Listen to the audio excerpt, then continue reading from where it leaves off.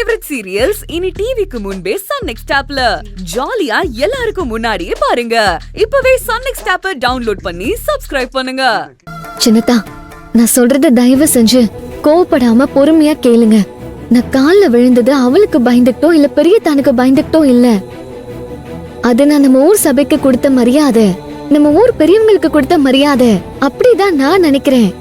நீங்களும் அப்படியே நினைங்க சின்னதா. நினைச்சு பொய்யா என்ன நானே சமாதானப்படுத்திக்கணும்னு சொல்றியா? உன்னை காலில் விழ வச்ச ரம்யாவை நான் பதிலுக்கு உன் காலில் விழ வைக்கிறானா இல்லையான்னு பாரு. பார்த்துக்கிட்டே இரு. கோவப்படாதீங்க சின்னதா. எப்படி கோவப்படாம இருக்க முடியும்? பண்றதெல்லாம் பண்ணிட்டு அவ ஒரு பக்கம் திமிரா பேசிட்டு இருக்கா. இவன் என்னடானா வீட்டுக்கு வந்து ஆணவத்துல ஆடிட்டு இருக்கான். எனக்கு வந்த கோவத்துக்கு அவனை மூஞ்சி முகரெல்லாம் பேத்திருப்பேன். செய்யாம விட்டுதான் தப்பா போச்சு. நல்ல வேலை நீங்க அப்படி எதுவுமே பண்ணல.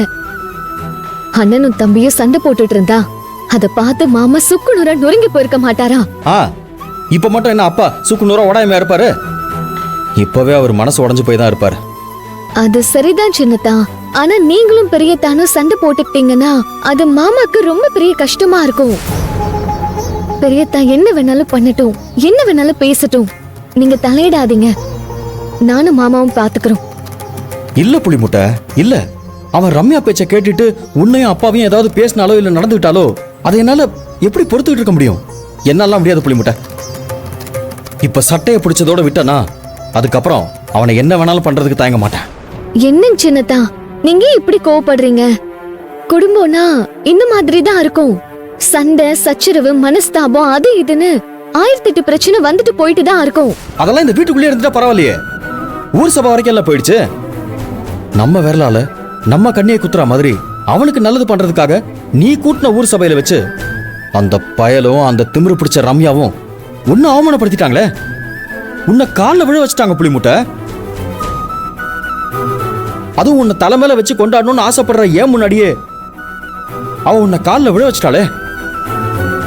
அவளுக்கு என்னோட வலியும் வேதனையும் தெரிய வேண்டாமா? நான் கண்டிப்பா தெரிய வைப்பேன். நீ பாரு. என்ன புளிமுட்டை சைலண்டாவே இருக்க? என் கோவம் தப்புன்னு நினைக்கிறியா? இல்லங்க சின்னதா, உங்க கோவம் நியாயமான கோவம் தான். ஆனா நியாயமான கோவமா இருந்தாலும் அதை கண்ட்ரோல் பண்ணி தானே ஆகணும். என்ன கோவப்படுறது எதுக்கும் எந்த விதத்திலயும் முடிவு கிடையாது. நான் சொல்றத கேப்பீங்களா? சொல்லு. நீங்க ரொம்ப ரொம்ப கோவமா இருக்கீங்க. இந்த கோவத்தோட வீட்டுல இருந்தீங்கன்னா பெரியத்தாங்கிட்டயும் அத்தை கிட்டயும் ஏதாவது பிரச்சனை பண்ணி சண்டை போடுவீங்க. அப்படி எதுவும் நடக்காம இருக்கணும்னா நீங்க ஆபீஸ்க்கு கிளம்பி போங்க. உங்க மனசுக்கு ஒரு மாற்றமா இருக்கும். இல்ல புளிமுட்டை, எனக்கு இன்னைக்கு ஆபீஸ்க்கு போற மூடே இல்ல. அப்படியெல்லாம் சொல்லாதீங்க. என் பேச்சு கேட்கறதா இருந்தா தயவு செஞ்சு நீங்க ஆபீஸ்க்கு போங்க ப்ளீஸ். ஆபீஸ்க்கு போயிட்டு வந்தா எல்லாமே சரியாயிடும்.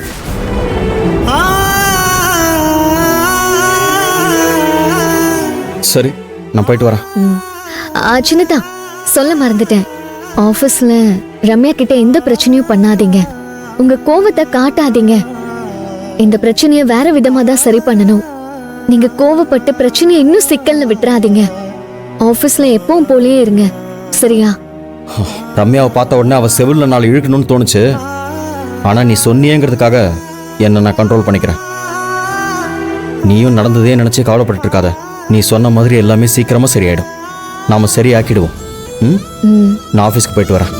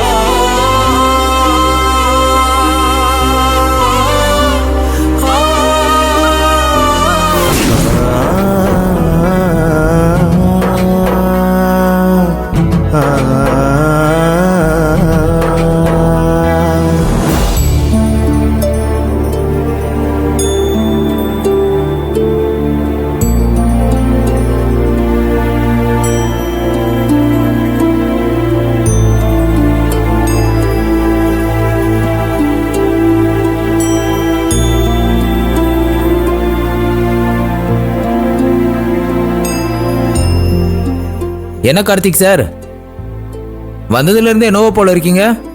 வீட்டில் வைஃப் கூட சண்டையா? கார்த்திக் சார் அமைதியா இருக்கிறத பார்த்தா உண்மையிலேயே வீட்ல சண்டை தான் போல இருக்கு. சார் கார்த்திக் சார், ஒய்ஃப்னாலே ப்ராப்ளம் தானே சார். உப்பு புளி மிளகா இல்ல, சோப்பு சீப்பு கண்ணாடி இல்லைன்னு ஏதாவது ஒரு குத்தத்தை சொல்லிக்கிட்டே இருப்பாங்க சார். ஒய்ஃப் கிட்ட நமக்கு வாய் இல்லாத மாதிரியும் காது கேட்காத மாதிரியும் நடிக்க பழகிட்டோம்னா வாழ்க்கை ஸ்மூத்தா போகும் சார் இருக்கிற வரைக்கும். என்ன நான் சொல்றது? சரி சார், அப்படி என்னதான் சண்டை? சார், உங்களுக்கெல்லாம் வேற வேலையே இல்லையா? அடுத்தவன் குப்பத்தட்டில என்ன இருக்கு ஏது இருக்குன்னு தெரியலன்னா தூக்கமே வராதா? முதல்ல வேலையை பாருங்க சார். கடுப்பேத்திக்கிட்டு. கரெக்டா சொன்னீங்க கார்த்திக் சார், இதெல்லாம் இவருக்கு தேவைதான். சும்மா இருங்க, நீங்க வேற தூண்டி விட்டுக்கிட்டு.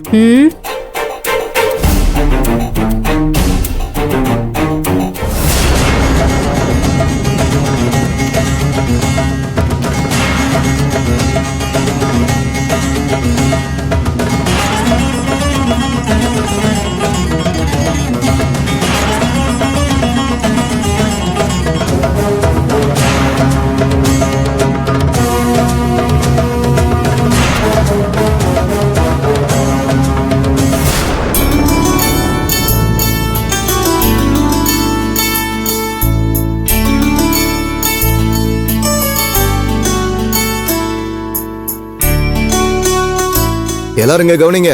மேடம் இன்னைக்கு ரொம்ப சந்தோஷமா இருக்காங்களா, அதனால உங்க எல்லாருக்கும் ஸ்வீட் கொடுக்க சொன்னாங்க. இந்தாங்க. தேங்க்யூ. நம்பி சார், மேடம் இவ்வளவு சந்தோஷமா இருக்கிற அளவுக்கு அவங்க வீட்ல என்ன விசேஷமா? இப்பதானே அடுத்தவங்க விஷயத்துல மூக்க நுழைக்காதீங்கன்னு கார்த்திக் சார் சொன்னாரு. பேசாம ஸ்வீட் எடுத்து வாயில போடுங்க சார்.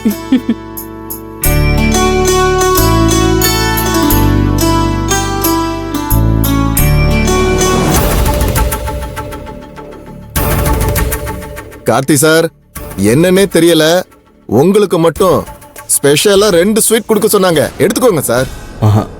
வேண்டாம் சார், எடுத்துக்கோங்க சார். எனக்கு வேண்டாம், நீ கிளம்பு. சார், கமிஷனர் மேடம் எவ்வளவு அன்பா கொடுத்து விட்டுருக்காங்க. எடுத்துக்கோங்க சார்.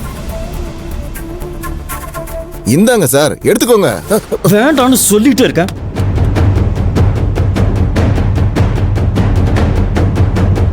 போய்ங்கிறது.